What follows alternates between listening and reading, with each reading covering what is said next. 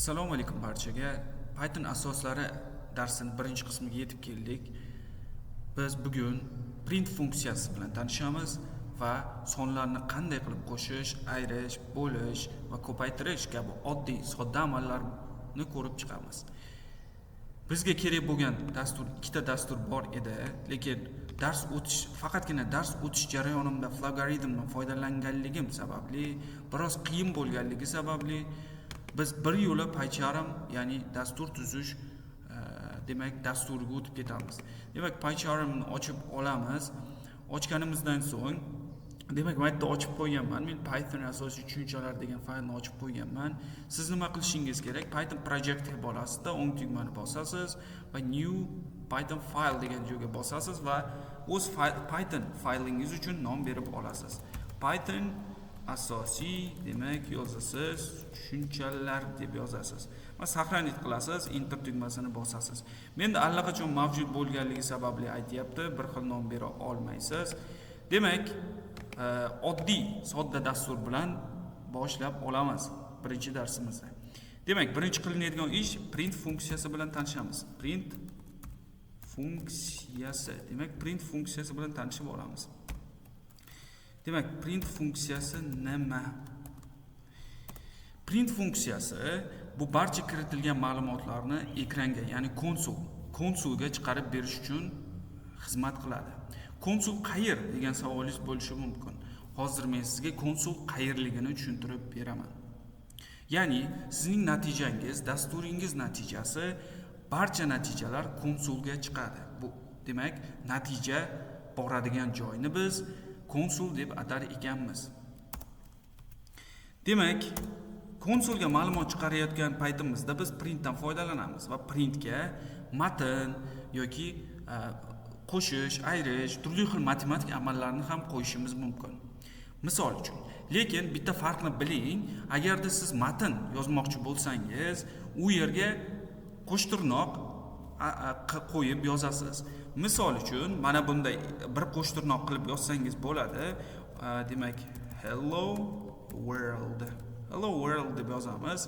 Hello world va print demak start run tugmasini bosamiz. Run. Demak, run bo'ldi. Mana ko'rayotgan bo'lsangiz, mana yerda hello world degan yozuv chiqdi. Mana shu yer dasturimiz natijasi chiqadigan joyni biz konsul deb atar ekanmiz. Endi demak, endi boshqacha qilib ko'ramiz. Qarang. Biz qavssiz yozib ko'ramiz. Hello world yozib ko'rdik. Mana tagiga qarasangiz qizil chiziqcha turibdi. Bu degan maytga bossangiz qanday turdagi xatolarga yo'l qo'yayotganligingizni aytib turadi. Mana expected, ya'ni kutilayotgan belgilar.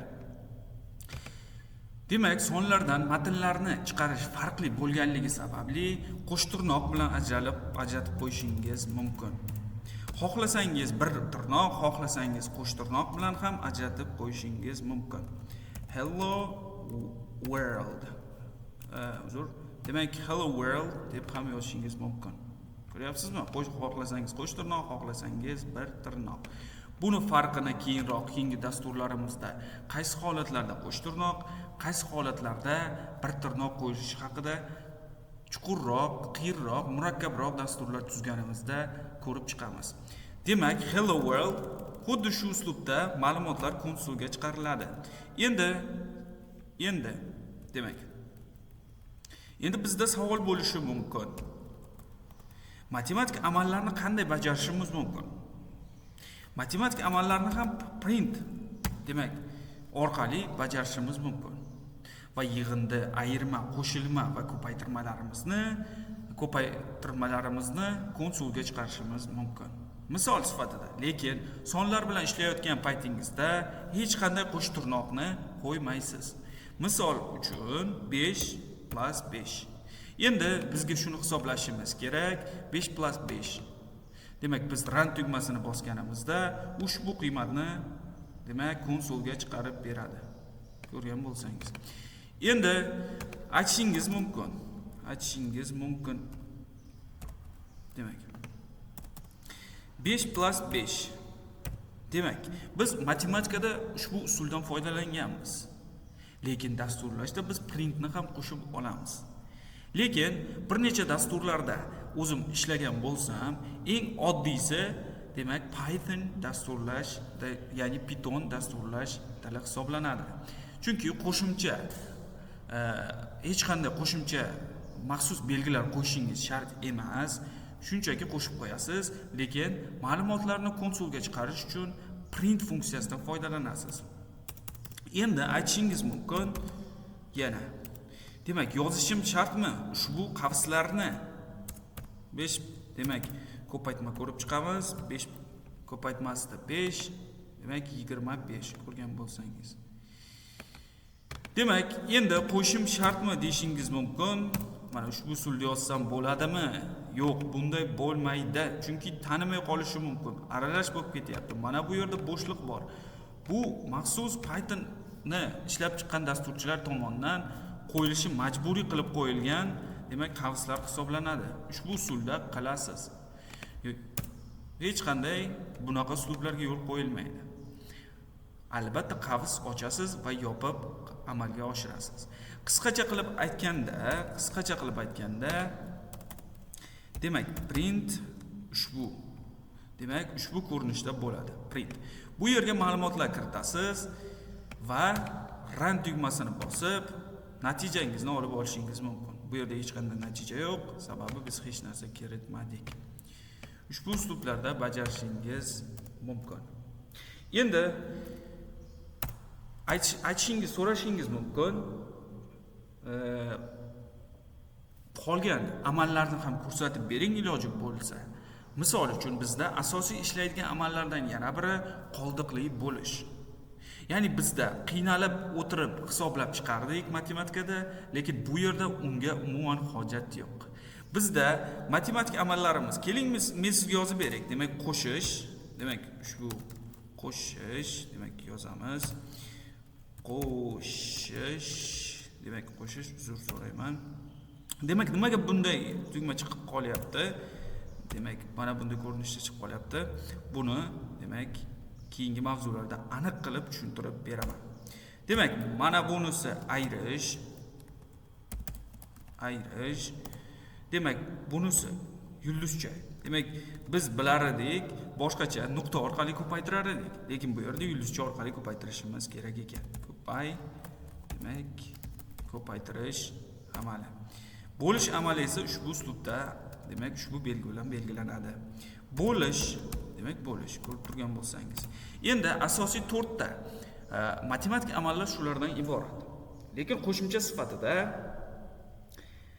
bizda daraja ildiz asosiy Pythonda ishlatiladigan daraja ildiz va qoldiqli bo'lish, qoldiqni topish amallari ham keng qo'llaniladi.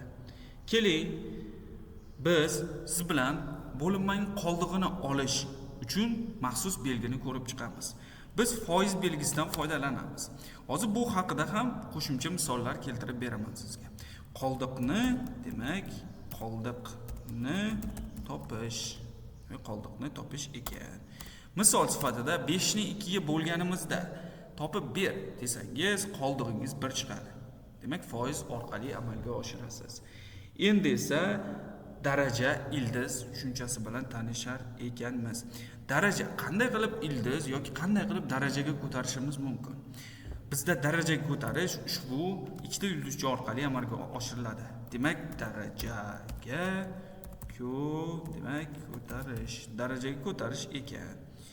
darajaga ko'tarish ekan. Endi yana bir demak amalimiz bu qoldiq demak ildizdan chiqarish. Qanday qilib sonlarni ildizdan chiqarishimiz mumkin? Ildizdan chiqarishimiz uchun bizda ikkita demak asosiy foydalaniladiganini aytib o'taman. Demak, unda ham ushbu demak belgidan foydalanamiz. Ildiz chiqarish. Demak, ildiz chiqarish. Aytishingiz mumkin, ikkita bir xilda yozib qo'ydingiz.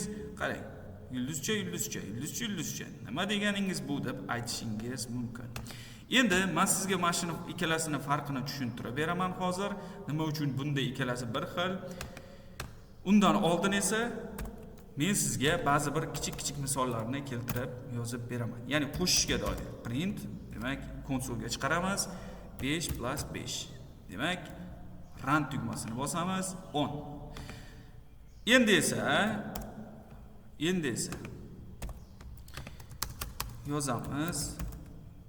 Uzr so'rayman, demak print pastdan yozishimiz kerak. Print. Endi esa ayirish amalini amalga oshiramiz. 7 minus 8. Demak minus 1 chiqadi. Buni bilgan. Mana bu yerda konsolga chiqib turibdi. Demak buni ham o'chiramiz. Print. Demak keyingisi. Print. Ko'paytirish amalini amalga oshiramiz. 5 ko'paytmasida 5. Endi run tugmasini bosamiz 25. Ko'rgan bo'lsangiz konsolimizga natijasi chiqib turibdi. Endi esa yana print tugmasini, demak funksiyasini ishlatamiz. Print funksiyasida bo'lish amalini amalga oshiramiz.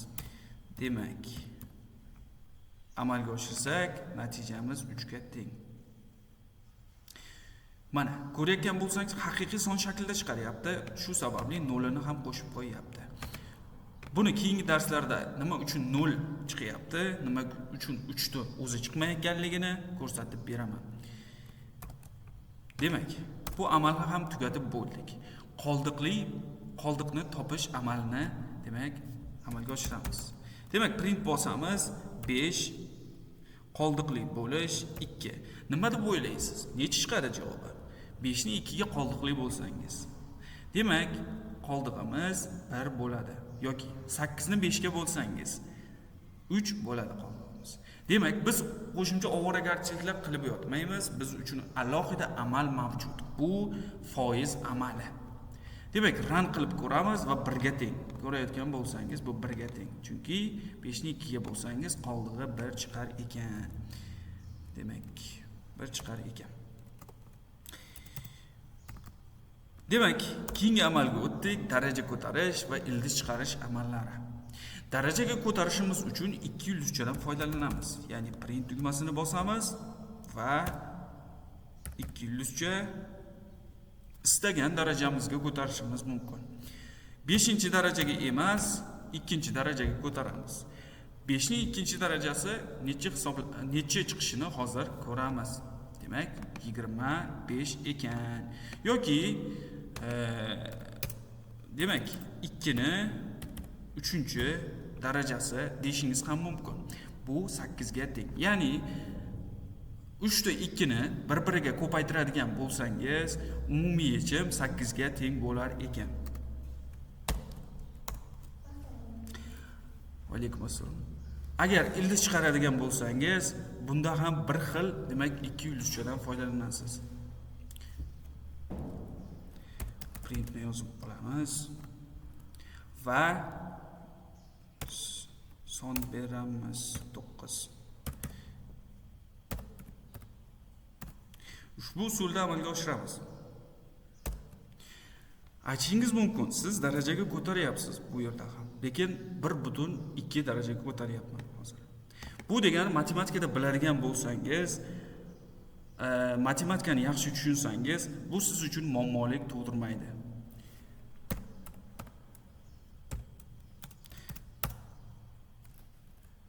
Keyinchalik biz siz bilan modullar mavzusida tanishganimizda o'sha yerda mukammalroq boshqacha uslublarni ham ko'rib chiqamiz.